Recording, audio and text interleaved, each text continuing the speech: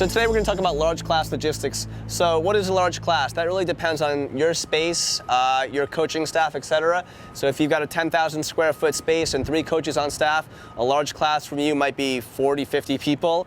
If you've got, 1,000 square foot, a little bit of room and 1 coach, maybe 10 people is a lot of people for you, all right? So you can apply this stuff to wherever you're at. Now, previously we talked about using timestamps, about some coaching strategies. All that stuff is doubly important here, but here are some things that you can think about that might help you run a smooth class for whatever your situation is. Number 1 is communicating with other coaches about what space and equipment you need. So you might have a barbell club happening in the back corner, you might have some personal training happening, you might have a specialty endurance class or whatever the case might be.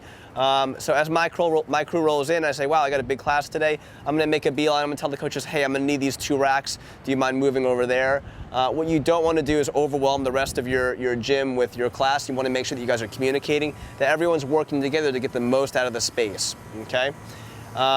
Be an even bigger version of yourself. So if you got a big personality, you got to double it for that class. What I like to say is that if I walk into a group class, I should know within 30 seconds who's in charge. So if I walk in and I'm kind of looking around, who's the coach, who's in charge here, that person isn't being a big enough version of themselves. So you want to be loud, you want to be making announcements to the class, giving them updates on timestamps, giving global cues, like, hey guys, make sure that you're keeping your feet flat on these squats, keep your eyes up on that target for wall ball, so on and so forth.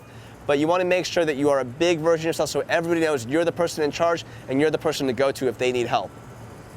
Abbreviate scaling options and call audibles if needed. So say your gym's got, 10 pull-up bar stations and 25 people roll up and you're trying to run a particular workout that everyone needs their own pull-up space. Maybe you call an audible that day and you say, hey, we're gonna do a partner workout, or I'm gonna modify the workout a little bit. Sometimes it's better to change the workout to make it work for your particular circumstances than to try to squeeze it into limited equipment or limited space. So don't be afraid to change that stuff. In terms of the scaling options, maybe we abbreviate the scaling options. So we're doing a workout with thrusters, scaled at, or RX at 95, 65. Maybe I say, okay guys, the 4 options today, 95, 75, 65, 45. And that gives our members a few less options, but it makes it easier for me to pair people if I need to give people a good direction about which they should do, as opposed to be like, well, I'm gonna do 87.5 pounds, and the person over here is like, I'm gonna do 63.5 today, I think. Modifying how many options they have just streamlines the process a little bit. It makes it easier for members to engage in that class. Identify and communicate with new members. So, especially in a big class, that can be really intimidating for people who are new, maybe are transferring to gym, haven't gotten to the kind of flow of the culture of your gym. So what I like to do is once I get a class started, if there's 2 people that I'm not sure of, their faces are not super familiar, I'm gonna make a beeline for those people. I'm gonna reintroduce myself or introduce myself to them. I'm gonna say, hey, let me know if you have any questions. Don't hesitate for a second to come to me. What you don't want is someone to feel like they're lost in a crowd. It feels like, oh man, everyone knows each other, everyone seems to know what's going on. Those people are the most vulnerable, and those are the people that you really need to kind of triage right away and say, hey, I'm the person to talk to, I'm here for you, use me, I'm gonna be your support system for this class. So just make yourself available for those people. When doing EMOMs or intervals, stagger start the work set. So this is a little trick we do. We do a lot of EMOMs here at the gym. So say we're doing a power clean EMOM, and we're doing it every minute. I got 20 people in class. So instead of everyone starting on the minute, I might say, okay, you're A, you're B, you're A, you're B, you're A, you're B. All my A's are starting at the 0. My B's are starting at the 30-second mark.